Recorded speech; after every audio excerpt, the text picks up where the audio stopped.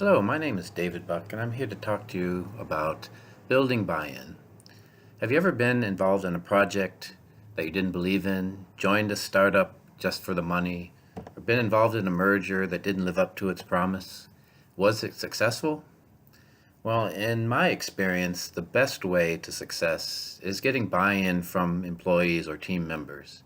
If you believe in what you're doing, is the greater chance of achieving real success. Now, why is that? Well, companies that fail, or at least ones that don't live up to their possible success, many times suffer from this lack of belief in the goal of the company or project. This applies to both startups and mergers and any type of team project.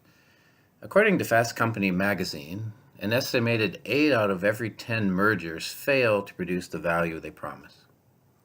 For acquiring companies, the excitement is almost always about where they are going. That is, their strategy for gaining greater growth, productivity.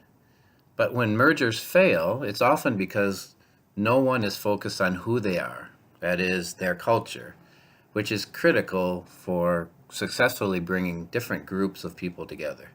As you can see from this slide, people who are misunderstandings or lack of understanding of where the company is going is also a huge productivity loss. So, in the millions and billions of dollars of lost productivity just because of this.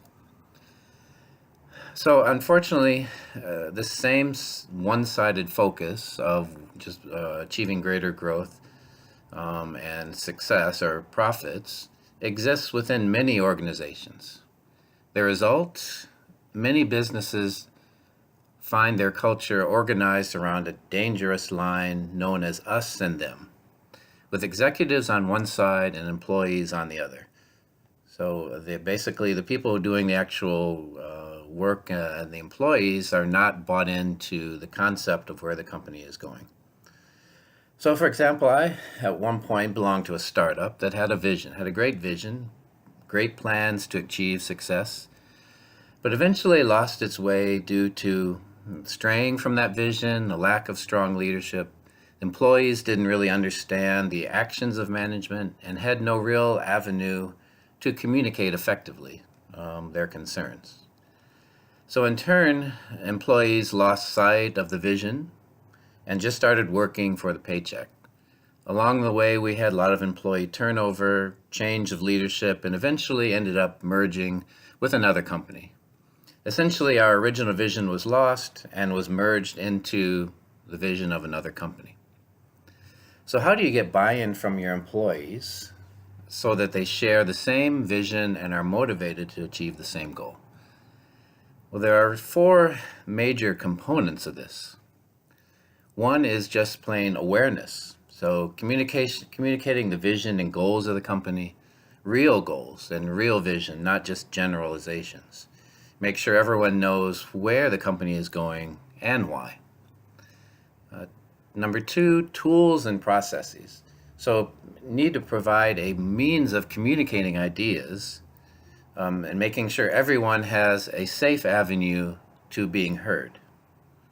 So they feel that they can actually express their suggestions and feelings and ideas in an easy way. The third and one of the very important ones is getting an emotional investment. So not just targeting on how much we're going to make, but need to find a way to create a personal connection. It becomes an incentive to achieve the company goal, but it also becomes personal. Company goals become aspirational, and success and profits just actually become a byproduct of that aspiration.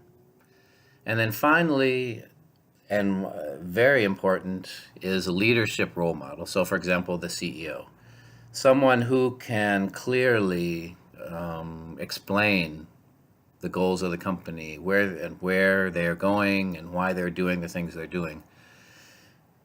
You need a strong leader to communicate this message and really provide incentive to the employees. So that, in closing, I hope that this gives you some insight into the methods of how successful companies build buy-in and achieve their vision. Thank you.